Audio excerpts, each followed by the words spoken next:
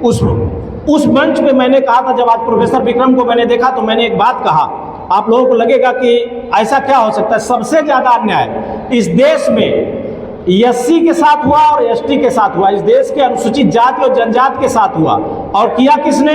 दुर्भाग्यपूर्ण यह है कि हम भी उसी वर्ग से आते हैं जिन्होंने किया थोड़ा बहुत, ओबीसी के लोगों ने थोड़ा बहुत इनजस्टिस किया उनके साथ जात के नाम पे। लेकिन इन दोनों के साथ, अनुसूचित जाति जनजाति और पिछड़ों के साथ अन्याय किसी एक व्यक्ति ने किया जो मध्य एशिया से आए हुए लोग हैं। उन्होंने हमें नीच कहा तो हमें इस बात का गर्व है कि अच्छा हम थोड़ा सा ऊंचे हैं, अच्छा है, वो हमसे नीच है। ये जो कॉन्सेप्ट है ना, ये सामाजिक न्याय का कॉन्सेप्ट नहीं है। अगर वो हमको नीच कर रहे हैं, हम किसी को नीच कर रहे हैं, तो हम तो उन्हीं जैसे नीच हो गए। हम अगर बात इक्वलिटी की करें, मैं ये मानता हूं कि किसी को भी जात के आधार पर ऊंचा नीचा न मानता हूं, न ये मानता हूं कि किसी के साथ जात ऊंची नीच का व्यवहार होना चाहिए। साथियों, माननीय उच्च न्यायालय में जब 2019 में वर्तमान पार्टी की सरकार बनी, मैं इसको राजनीतिक क्रिटिसिज्म नहीं कह रहा हूं, समझिएगा, मैं उसमें से निकाल रहा हूं कि इनजस्टिस कहाँ हुआ, सोशल इनजस्टिस कहाँ हुआ, सामाजिक अन्याय कहाँ हुआ। 10 एडिशनल एडवोकेट जनरल बनाए गए। सामने आईपीएस साहब बैठे हुए हैं, इनको पता है कि एडिशनल एडवोकेट जनरल कितनी बड़ी पावरफुल पोस्ट होती है, तमाम लोग जानते हैं। सबसे ऊपर होता है एडवोकेट जनरल, और 10 के 10 समण थे। मैंने 2017 से शुरू किया चिल्लाना, हम जिद पे आ गए। चौथे दिन मैं सोशल मीडिया के माध्यम से यही सवाल कि आखिर एडिशनल एडवोकेट जनरल पिछड़ा क्यों नहीं, एससी क्यों नहीं। और इस वर्तमान सत्ताधारी लोग आज तक बैकवर्ड क्लास का और एससी क्लास का एडिशनल एडवोकेट जनरल नहीं दे पाए। देखिए, वो हमारे अधिवक्ता साथी, उनसे हमारी कोई शत्रुता नहीं है। वो अगर उनको मनोनयन किया गया है, सरकार ने किया है, तो उनका तो दोष है नहीं, सरकार जवाब दे कि ओबीसी एससी के लोगों का मनोनयन क्यों नहीं। हालात ये हैं, चलिए न्यायपालिका का तो मामला दूसरा है, कॉलेजियम का सिस्टम है, अभी उसमें बहुत सारा समय लगेगा, सरकारों को दबाव बनाना चाहिए। विधायिका आ तो जा रहे हैं, लेकिन मैंने देखा कि हमारे आजकल मैं एक शब्द का प्रयोग करता हूं, गुलामों के मुंह में जुबान नहीं होती है। और एक बात और कही थी, फूले जी ने कहा था कि गुलामों को अपनी बेड़ियों से मोहब्बत होती है, अगर आप उनकी बेड़ियां तोड़ने की कोशिश करेंगे तो वो आप पे हमला कर देंगे।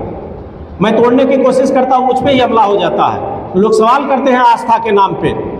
तो साथियों, मेरा स्पष्ट ये कहने का मतलब है कि अगर आप जात के नाम पर वोट करते हैं राजनीति में, चूंकि सामाजिक न्याय की बात है तो राजनीति भी एक माध्यम है सामाजिक न्याय का, इसलिए मैं राजनीतिक बात कर रहा हूं। जो अगर आप, मैंने बड़ा देखा, बहुत सारे लोग, लगभग सारी जातियों के लोग, हमारी बिरादरी का विधायक है, हम अपनी बिरादरी का विधायक बनाएंगे, हमारी बिरादरी का सांसद है, हम अपनी बिरादरी का सांसद बनाएंगे।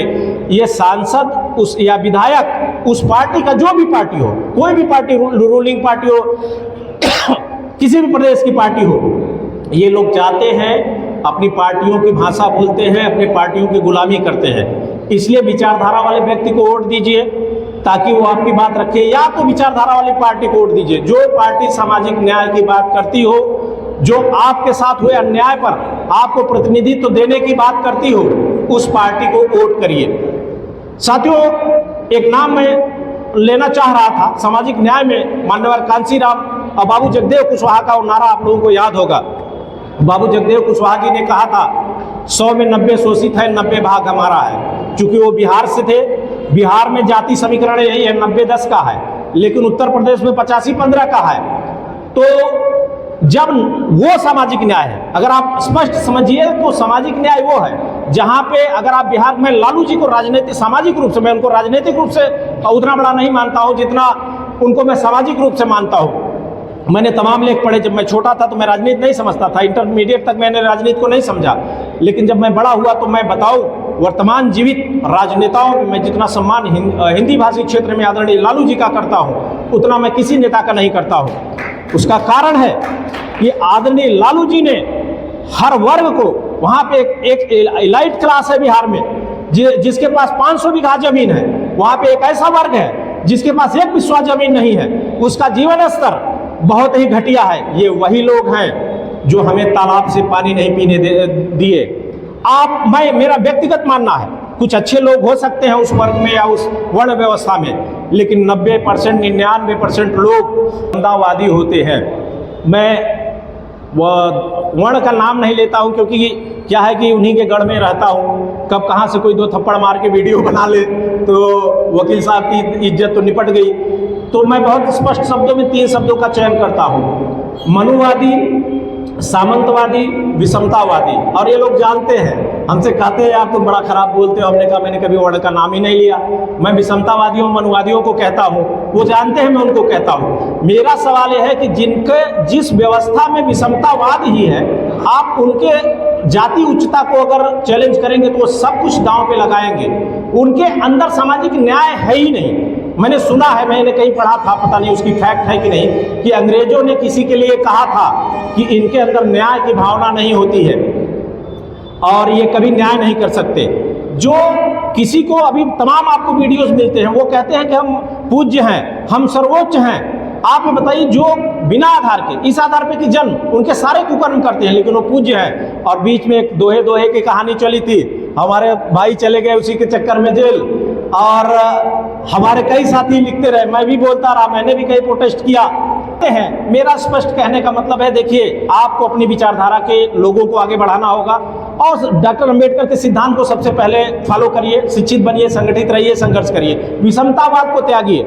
अगर आपके अंदर विषमतावाद है और आप अपने से किसी को भी जाति आधार पर छोटा कहते हैं तो आप स्वयं मनुवादी हैं, आप स्वयं विषमतावादी हैं। मौर्य जी कह रहे हैं कि पटेल जी तो हमसे छोटे हैं। पटेल जी का दिमाग गड़बड़ा है, कहें अरे क्या बात करें, मौर्य जी हमसे छोटे, हम तो बड़े। तब से यादव जी आए कहे हम उनसे बड़े हैं, पाल जी आए कहने हम उनसे बड़े हैं। भैया कोई बड़ा नहीं है, मैं किसी को बड़ा नहीं मानता हूँ। और मैं अगर जात की बात की जाए तो जात में भारतवर्ष के उत्तर भारत में, खासकर उत्तर प्रदेश में, जिस जाति का सबसे ज़्यादा, जिस जात के साथ अन्याय हुआ वो है चमार जात। उनको सबसे ज़्यादा हर समाज ने शोषण किया, उनको हर समाज ने अपमानित किया है।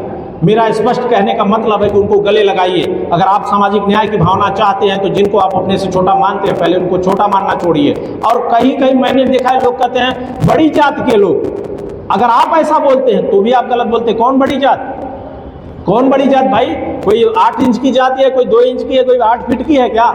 अरे भाई सभी मनुष्य हैं, सभी पैदा हुए हैं और सभी एक ही जैसे पैदा हुए हैं।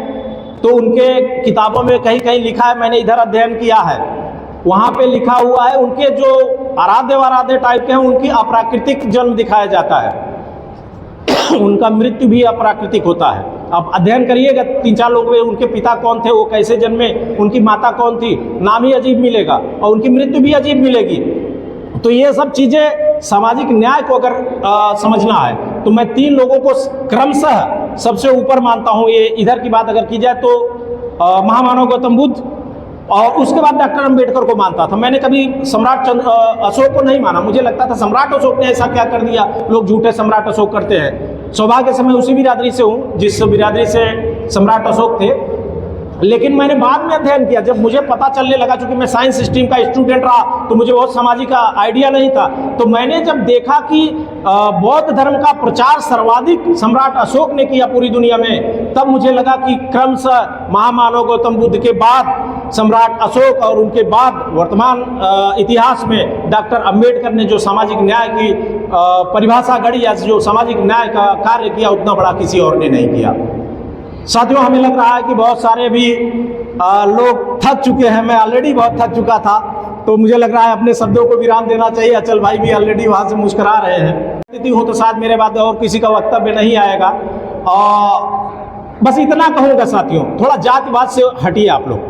अगर आप जाति उच्चता के घमंड में हैं तो आप सामाजिक न्याय की बात नहीं कर सकते।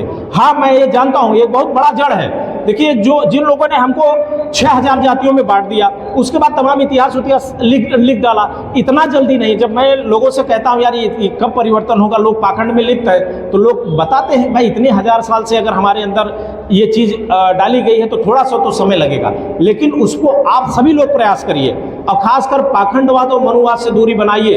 2-3 लाइन और मैं बड़ा अक्सर बोलता रहता हूँ, जो लोग सोशल मीडिया से जुड़े हैं वो लोग जानते हैं कि वहाँ कह दिया जाता है सारी चीज़ें काल्पनिक है। एक घूंट में समंदर पिया जा सकता है, विज्ञान कहता है संभव नहीं है, मेरी तर्क क्षमता कहती है संभव नहीं है। एक मंत्र था, पता नहीं कौन सा मंत्र था, मैं बहुत सारे लोगों से पूछा, आज तक कोई बताया नहीं, जिसके प्रयोग से श्राप देकर लोग भस्म कर देते थे। डर का वो कभी मंत्र था ही नहीं, ये डर बनाया गया। उसके बाद समंदर पृथ्वी पर बड़ा हंगामा हुआ तो कोई जो है राक्षस था, बड़ा आताताई था, मैं उसका भी पता कर रहा हूँ, मिल नहीं रहा है कई दिन से। वो ले जा करके डुबा दिया, वो समंदर में पृथ्वी को डुबा दिया। मैं बड़ा तनाव में आया, मैंने अचल भाई को फ़ोन किया, हमने कहा अचल भाई वो कैसे ले गया? वो कहे हमको भी नहीं पता, हमसे ना सवाल करिए, मेरी भावना आहत हो जाएगी, बड़े धार्मिक आदमी है। तो बताइए, वो समंदर में डुबा दिया और उसके बाद फिर कोई गया अपना निकाल करके लाया। लेकिन सवाल ये है कि पृथ्वी पर तो समंदर है। ये तर्क क्षमता आपको डेवलप करनी पड़ेगी। विज्ञानवादी बात जो कहा जाता है महामानव गौतम बुद्ध का, इसको समझना पड़ेगा। और मैं विज्ञान का विद्यार्थी होने के नाते इतना भी जानता हूं कि पृथ्वी से 13 लाख गुना बड़े सूर्य को निकला नहीं जा सकता, लेकिन वो मानते हैं, चूंकि हमारी आस्था कहती है। हम वो इससे पहले कि हमारे डॉक्टर साहब हमको कहें कि विराम दीजिए, मैं स्वतः ही अपने शब्दों को विराम देना चाहता हूँ। इन्हीं शब्दों के साथ मैं अपने वाणी को विराम देना चाहूँगा। बहुत बहुत धन्यवाद, बहुत बहुत आभार।